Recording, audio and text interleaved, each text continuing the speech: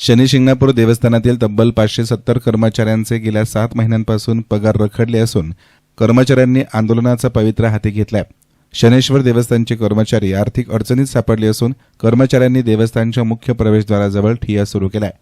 याबाबत सविस्तर माहिती अशी की अहिल्यानगर जिल्ह्यातील प्रसिद्ध शनी शिंगणापूर देवस्थान येथे देशभरातून लाखो भाविक दर्शनासाठी येत असतात। मात्र आता याच देवस्थानात काम करणाऱ्या कर्मचाऱ्यांवर मोठं आर्थिक संकट कोसळलंय।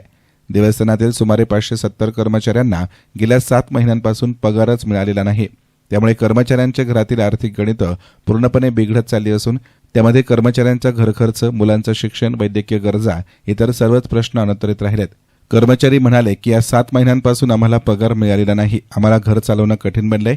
अनेक वेळा प्रशासनाकडे आम्ही मागणी केली मात्र काहीच प्रतिसाद मिळाला नाही। त्यामुळे आता आमच्याकडे आंदोलनाशिवाय पर्याय उरलेला नाही। आपल्या मागण्या मान्य व्हाव्यात यासाठी कर्मचाऱ्यांनी देवस्थानच्या मुख्य प्रवेशद्वाराजवळ ठिय्या आंदोलन सुरू केलंय। या आंदोलनाला आता आमरण उपोषणाचं स्वरूप येण्याची शक्यताही वर्तवली जाते।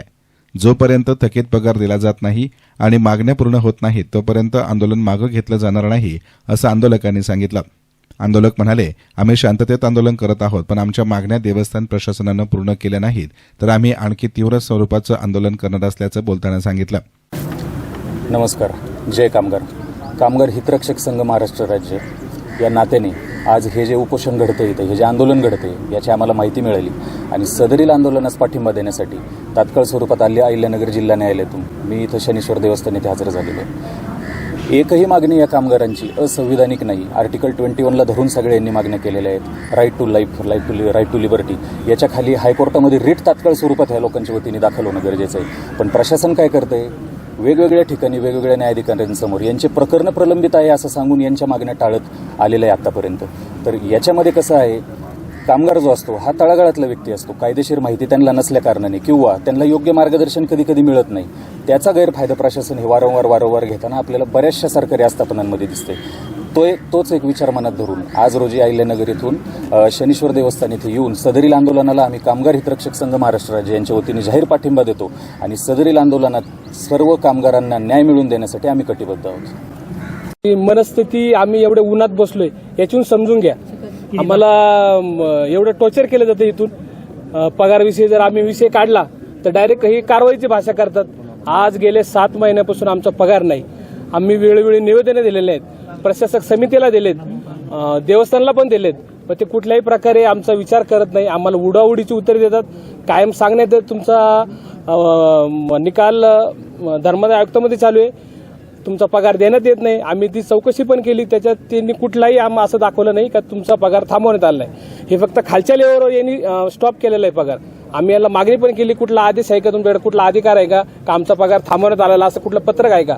तर ते डायरेक्ट बोलतात आम्ही पगारात देऊ शकत नाही, तुम्ही काय करायचं तुम्ही कोर्टातून जा। आम्ही त्याविषयी भरपूर चर्चा पण केली पण ते कुठल्याही प्रकारचा प्रतिसाद देत नाही। त्यामुळे आम्हाला नाईलाज शेवट पर्याय म्हणून 8 महिन्यानंतर आज जवळजवळ आम्हाला उपोषण करावं लागतं। काय नाव आपलं?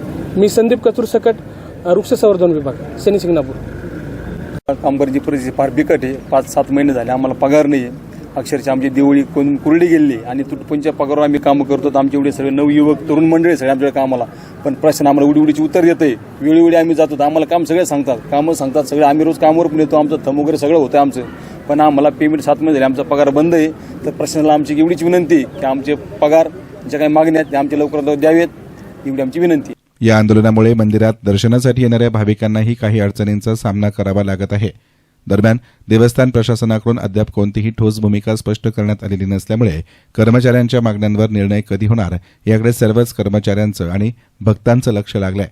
यस्तान मीडियासाठी प्रतिनिधी मंगेश निकम, नेवासा।